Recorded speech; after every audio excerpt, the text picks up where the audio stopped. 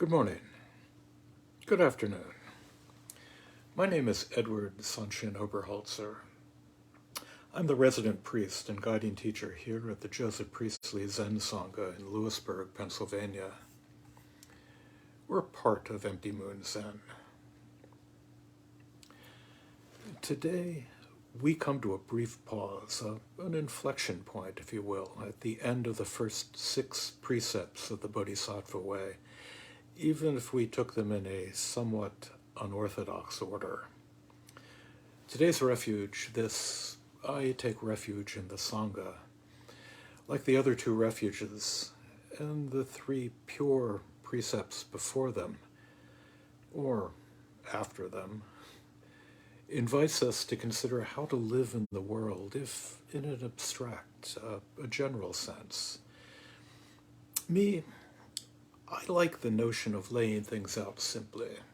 In the words of Rodney King, why can't we all just get along? Those words always seem to me to echo that second great commandment of Christ, thou shalt love thy neighbor as thyself. I'll pass over his first commandment without a comment, that one about loving God, even if on these 2 commandments hang all the law and the prophets. But then, I've been doing these Dharma talks on Zoom for 3 years now, and to be honest, I'm more than a little tired of talking about Zen. Yesterday, I baked 2 loaves of sourdough bread, and earlier in the week, I had the opportunity to talk about kimchi fried rice, that food of the gods, with a member of our community. I really haven't eaten yet today, so let's drop Zen for the moment and talk about food. I know that out there on the West Coast, it's not quite past breakfast, and close in on brunch time for those of you who indulge. And that for those of us on the East Coast, well, we've just missed lunch. Hunger, or more appropriately appetite, hovers over us, coloring our thoughts. And of course, this being a Zen talk, whether I like it or not, there is a story to be told that arises out of hunger. So indulge me.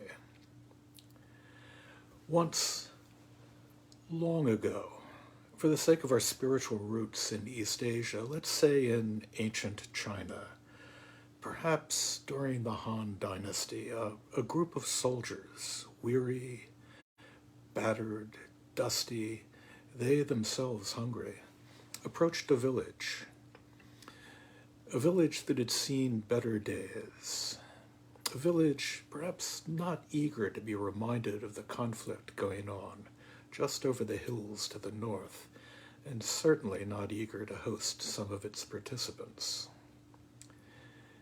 Seeing the soldiers coming down the road, the villagers, remembering past pillaging, gathered up what they had for food and hid it. One shoving turnips under a mattress, one onions up under the eaves, still others squirreling away ragged sacks of rice and the occasional squawking chicken. When the soldiers stumbled into the village, they asked for food. "But we have none," said the villagers. "Are you sure?" asked the soldiers. "Absolutely, none at all," said the villagers, and the emaciated look on their faces gave a certain credence to what they maintained. "Well, in that case," said the one sergeant with the soldiers, "I guess then all we have to share is this one stone," which he pulled from his pocket. "You might not have any food, but surely someone has a pot. The stone's pretty tasty, but we can't very well eat it raw." After much hemming and hawing, the mayor said, "Well, perhaps just a pot," and going back into his house, pulled a battered pot from behind a screen. "Ah," said the sergeant, "a good start. Might any of you know where to get some water? I happen to know a fine recipe for stone soup, and this one is both fine and scrumptious." One of the villagers ran to fetch some water, another to gather kindling, and soon they had a battered pot of boiling stone. The sergeant tasted the broth and said, "An excellent soup, but it would be even better with a bit of onion." One of the villagers allowed us how he knew where one might find an onion, and soon it was diced and added to the rather thin stone broth. A carrot would be a fine addition. It would sweeten things up nicely, said the sergeant. It's too bad there's not one to be had. I recall where you might find one, said another villager who ran off to retrieve it. Perhaps some cabbage, said the sergeant. That wouldn't be asking too much now, would it? And sure enough, if not a cabbage, then a bunch of bok choy was discovered under a bed. Salt? Pepper? Soy sauce? Asked the sergeant. In no time, gifts miraculously appeared and went into the pot. Soon another pot was found, along with more things to add, that stray chicken and a long-lost head of cabbage. The sergeant stirred the pots, and in one, a single bok choy leaf floated to the surface. His face brightened. Bowls, spoons, chopsticks were brought out, and before long, the villagers and the soldiers were feasting on that simple stone soup. All well and good, you might say, but what has a village being brought together around a collective cooking pot have to do with taking refuge in the Sangha? For those of us who are not hungry, and for those of us who'd like to get back to the precepts.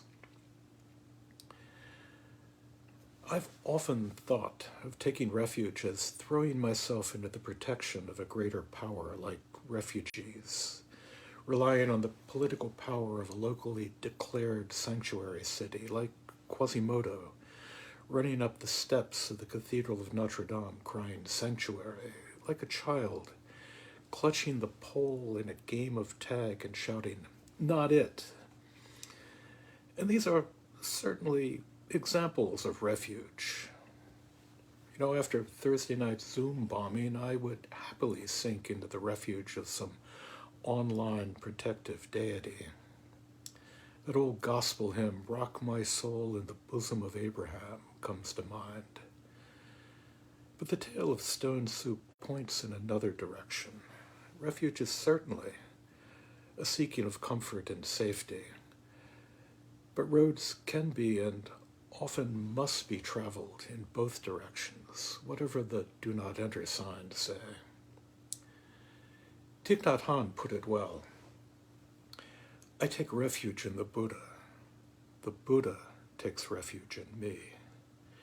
I take refuge in the Dharma. The Dharma takes refuge in me. And more to the point today, I take refuge in the Sangha. The Sangha takes refuge in me.